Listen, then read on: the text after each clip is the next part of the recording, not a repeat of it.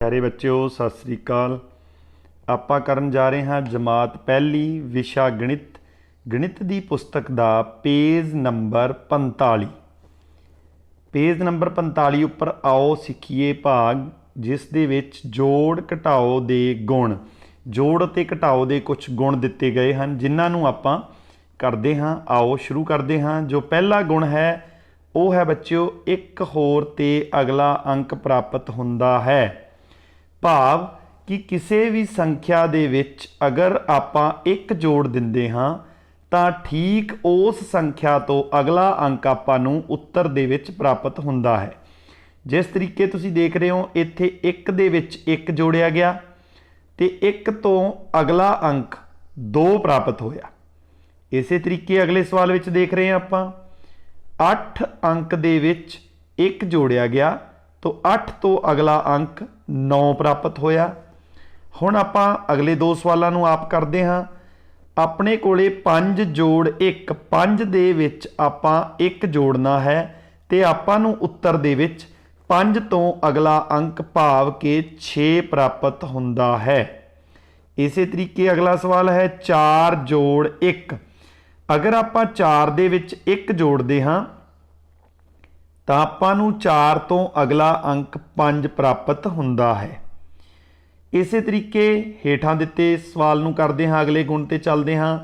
अंक नूं किसी भी क्रम विच जोड़न ते जवाब इक्को जिहा रहिंदा है।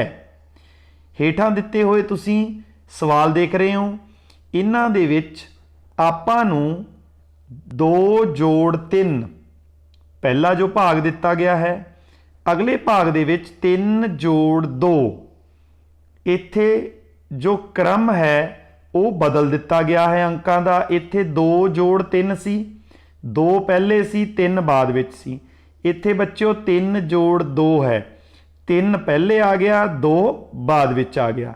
पर इन्हां दे जो उत्तर है दोनों का वो इक्को जिहा रहिंदा है। 2 जोड़ 3 भी 5 अते 3 जोड़ 2 भी 5 हुंदा है। अगले ते चलते हाँ 1 जोड़ 2। एक दे विच अगर आपां 2 जोड़ांगे फिर भी उत्तर की प्राप्त हुंदा है 3 और अगर 3 दे विच 2 दे विच 1 जोड़ांगे फिर भी उत्तर की प्राप्त हुंदा है 3। इत्थे अंकां दे क्रम नूं बदल दिता गया है। उस तो अगले सवाल दे विच देखो 3 जोड़ 4 3 जोड़ 4 उस तो अगे क्रम बदल दिता गया है 4 जोड़ 3। सो इन्हां दा जो उत्तर है वो की आउंदा है 7 आउंदा है। सो इस तरीके नाल क्रम बदल के जोड़न नाल उत्तर विच कोई भी फर्क जो है वो नहीं पैंदा। अगले सवाल ते अगले गुण ते चलते हाँ। किसी अंक विच 0 जोड़न ते कोई फर्क नहीं पैंदा। बच्चों हुण आ गया 0 भाव 0 जोड़न ते किसी भी अंक दे विच अगर आपां 0 नूं जोड़ दिंदे हाँ तो उस दे उत्तर दे विच कोई भी फर्क है वो नहीं पैंदा। भाव कि उही उत्तर आ जाता है। जिस तरीके नाल 1 दे विच 0 नूं जोड़िया गया उत्तर भी की आ गया 1 आया।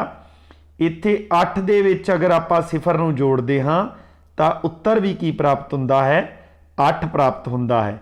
इसे तरीके अगले दो सवालों नूं आपां करदे हाँ। इत्थे हुण 5 है 5 दे विच अगर आपां 0 नूं जोड़िया आपां नूं उत्तर की प्राप्त होएगा 5।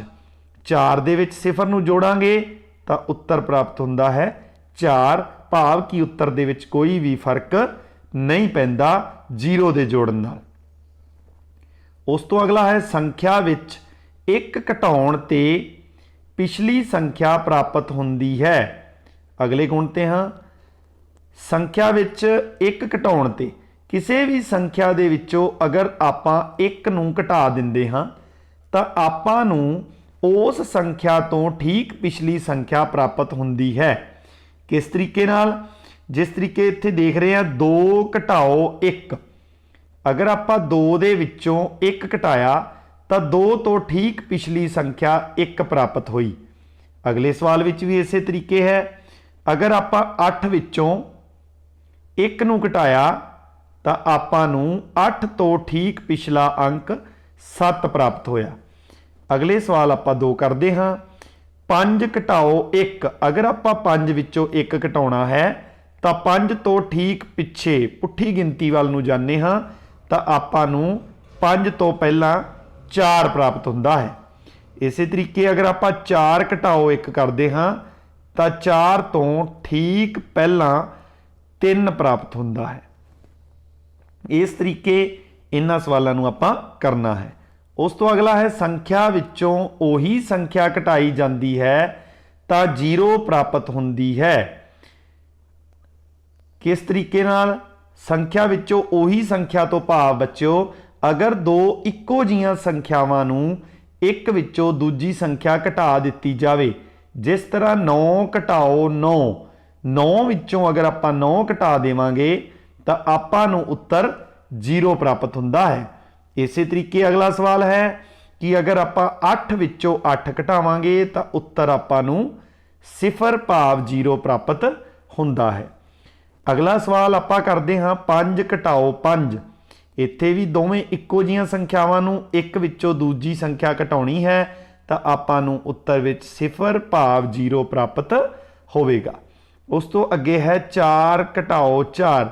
अगर आपां 4 विचों 4 घटाउंदे हाँ तो आपां नूं उत्तर विच 0 भाव 0 प्राप्त हुंदा है। अगले सवाल नूं करदे हां संख्या विचों 0 घटाउण ते ओही संख्या प्राप्त हुंदी है। इस तो पहला आपां इस दा जोड़ वाला गुण भी करिया।